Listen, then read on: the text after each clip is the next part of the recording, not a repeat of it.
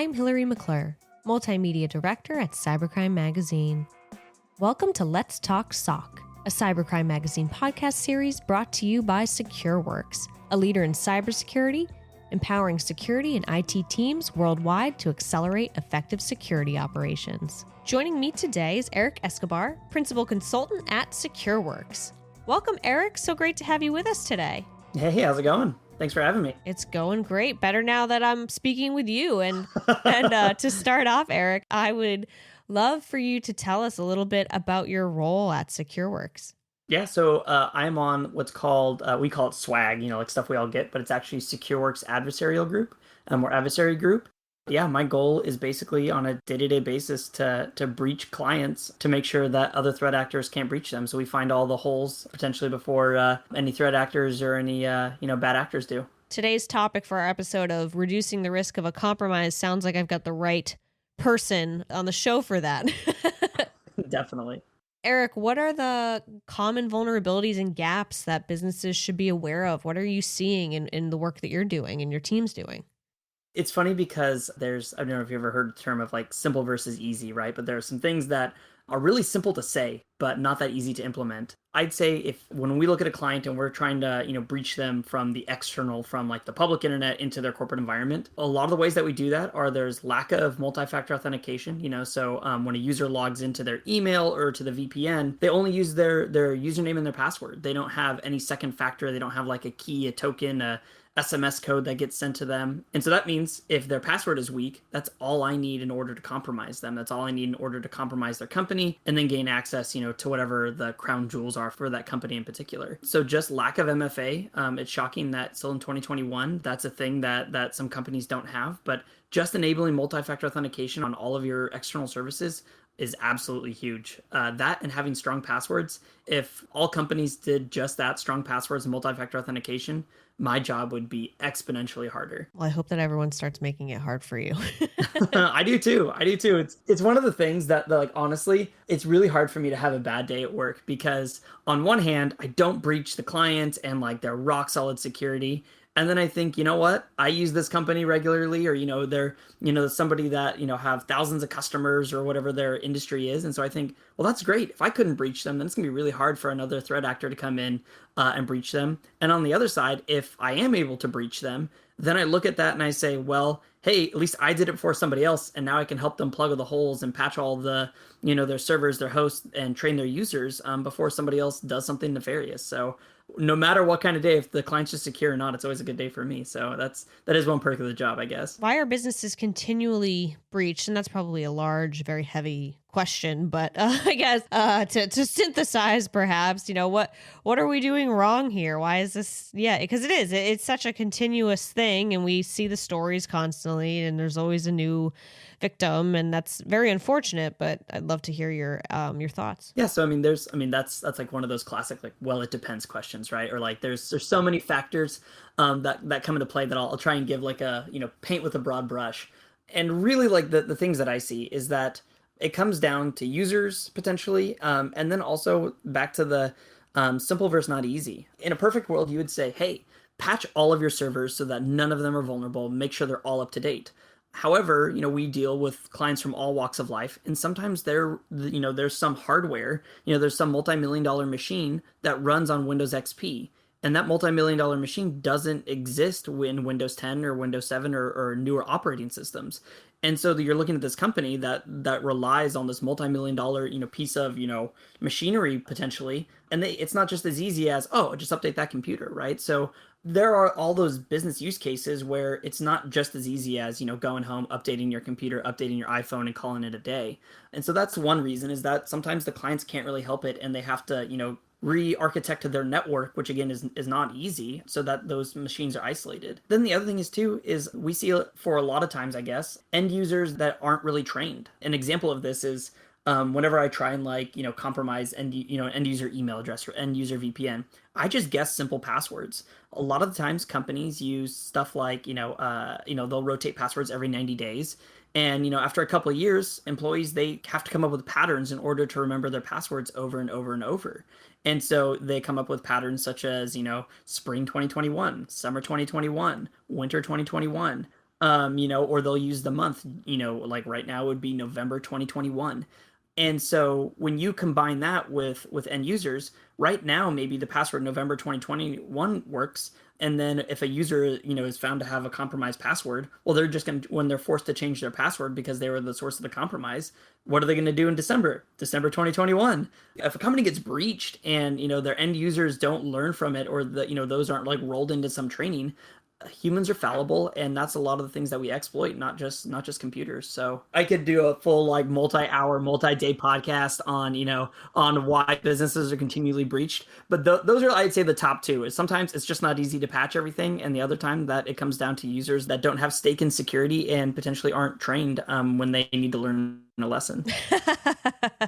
I could just talk about every single day, like, oh, and then we saw somebody do this, and then we found a computer that did this, but here's this really interesting thing. It was never designed to be on the end. Like, again, I could go into days and days of it. But I think as a general, like, overarching umbrella, if I could knock those two things off out of commission, then that'd be the most bang for the buck, so to say.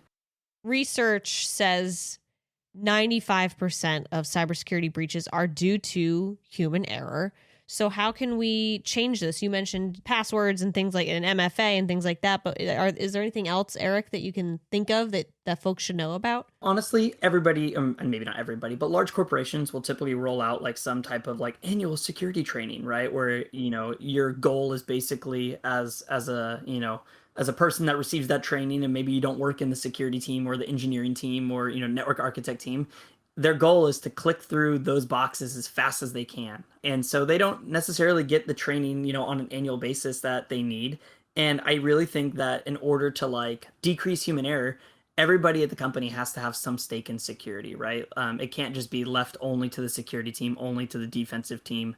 Everybody has to kind of feel it to some degree when a breach does happen, having those action items and having people, actually maybe do something interactive to learn from it. I think that would go a long way.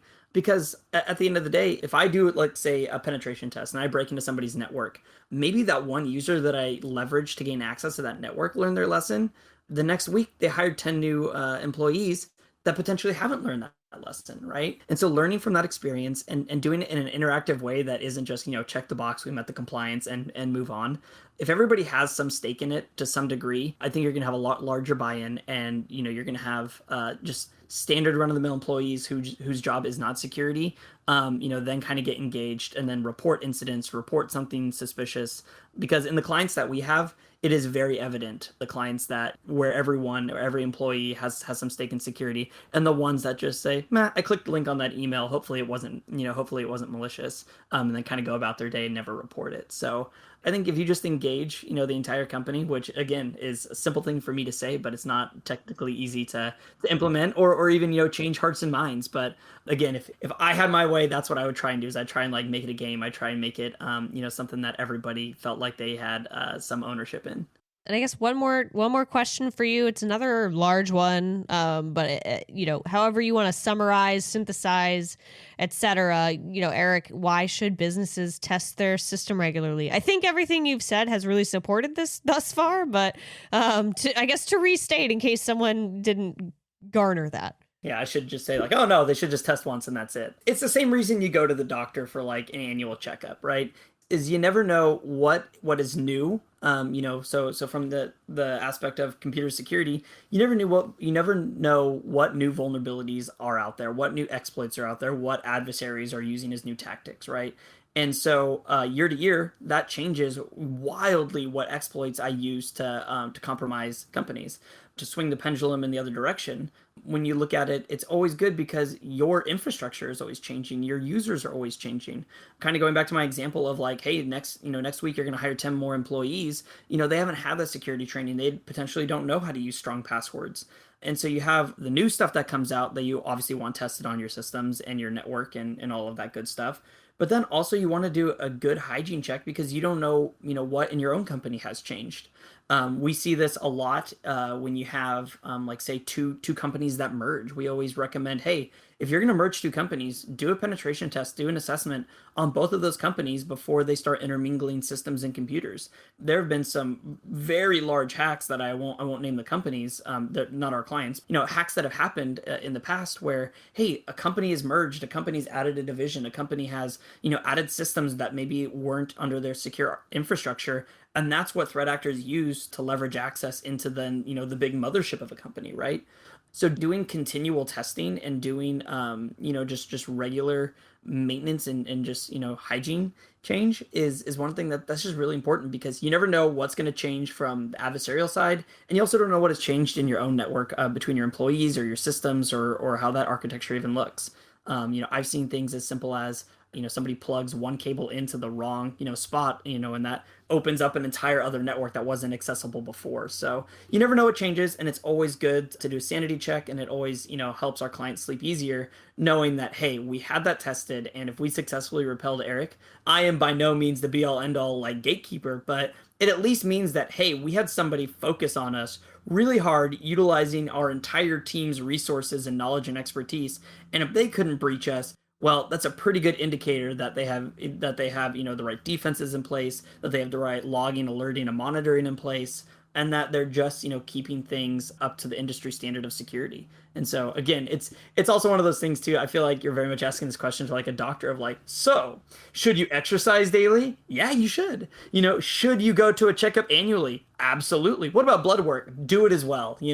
Throw it all in there. And it's like, you know what? And also get life insurance. How about that? Because you never know when you're going to get hit by a gravel truck, right? So I'm obviously biased, right? But again, my whole goal is not to like I said at the beginning, is not necessarily to break into companies. It's really to secure them. And the best way that we find to do that is by taking what a client thinks might happen. So we have like managers that will come and say, hey, we think that our security is a little bit lax, and this bad thing might happen if we don't secure X, Y, and Z. And the board of directors or C-suite says, I don't know, that's a lot of money.